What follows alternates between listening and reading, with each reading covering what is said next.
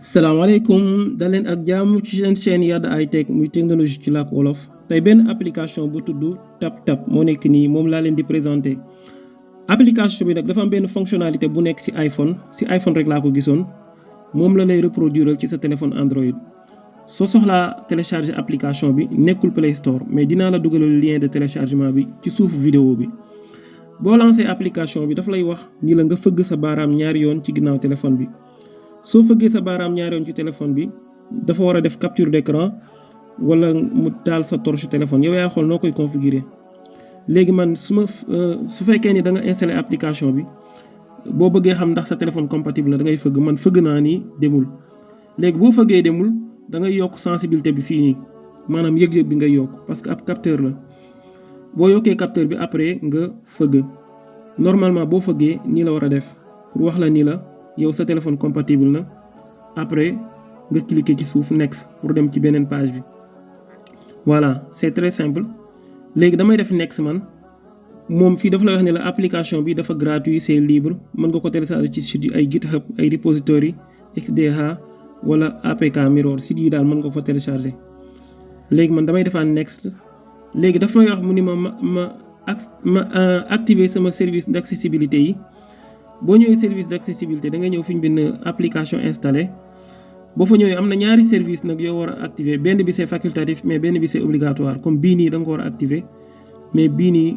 TapTap secondary service moom mën nga ko bañ a activer c'est pas grave mais nañ ko activer rek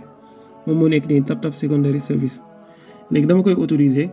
su ma ko autoriser ma cliquer waat ci fi ñu bind enable service fii nii ci suuf ci bula bi ma demaat ma activer fi ñu bind TapTap voilà léegi dama leen di defal après démonstration ngeen xool application bi simplicité bi ak njariñ bi mu am léegi soo activé loolu yëpp da ngay cliquer waat ci fi ñu bind next soo cliquer fi ñu bind next nee na la batterie bi optimisation batterie bi dafa war a désactivé wu man fii désactivé wu na parce que soo ko désactivé wul sa téléphone Android day fermer application yi tourner en arrière plan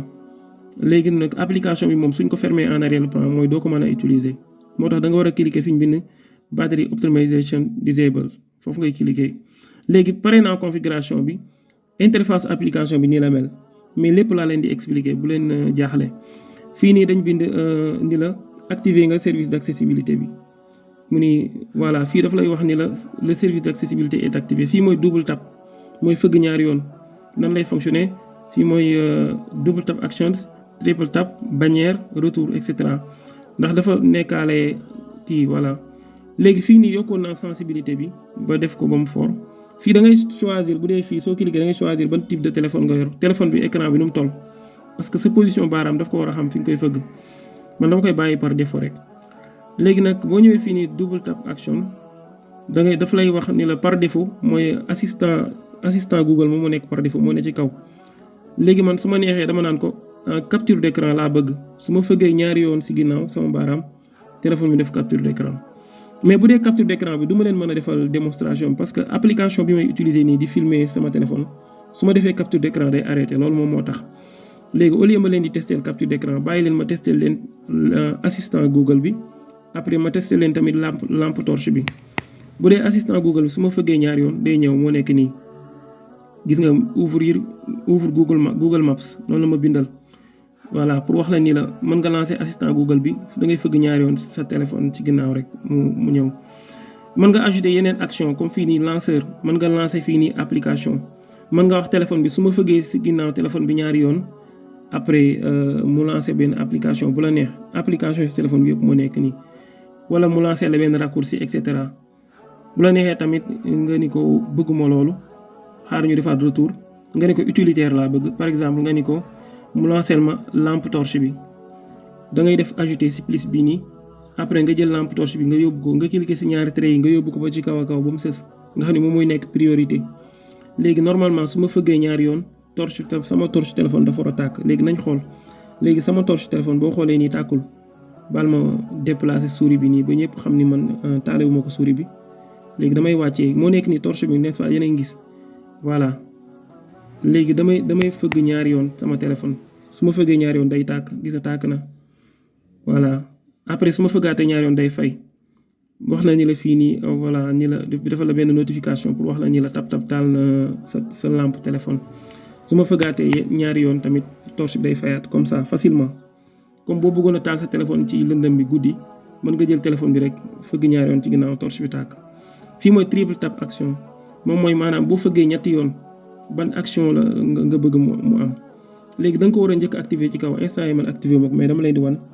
yan fonctionnalité la mën a jël. ce sont les mêmes fonctionnalités nag da ngay def ajouter rek nga ñëw par exemple nañ ñëw utilitaire wala avancé bu la neex bu la neexee soo fëggee ñetti yoon day def swipe up wala swipe down wala swipe left maanaam day déplacer vers la gauche vers la droite vers le bas et cetera. boo ñëwee fii nii action aussi boo ñëwee am na option capture d'écran wala mu tijji notification bi wala paramètre rapide mu verrouiller téléphone bi wala mu téléphone bi mu taal écran bi wala mu ñëw accueil wala retour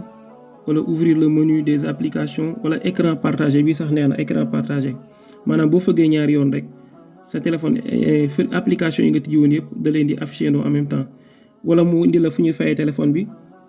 wala mu indi la application yëpp wala mu switch to last app maanaam mu dem ci application bi nga mujj ubbi wala mu pause son bi ngay déglu wala mu indi la son bi nga mujjee déglu wala son bi ci topp wala mu changer profil def ko vibreur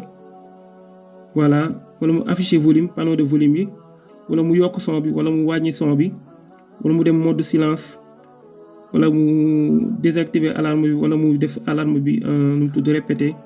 maanaam daal application bi boo ko amee dafa noppale. soo bëggee télécharger application bi mën nga jël lien bi ma def ci écran bi wala nga ñëw ci description vidéo bi nga cliquer soo cliquer da lay dugal ci site bi ñu koy télécharger bu fekkee ni vidéo yi neex na la nga def j'aime soo defee j'aime YouTube day promouvoir sama chaîne maa ngi leen di préparer leneen vidéo yoo xam ne dina leen neex bul fàtte abonné.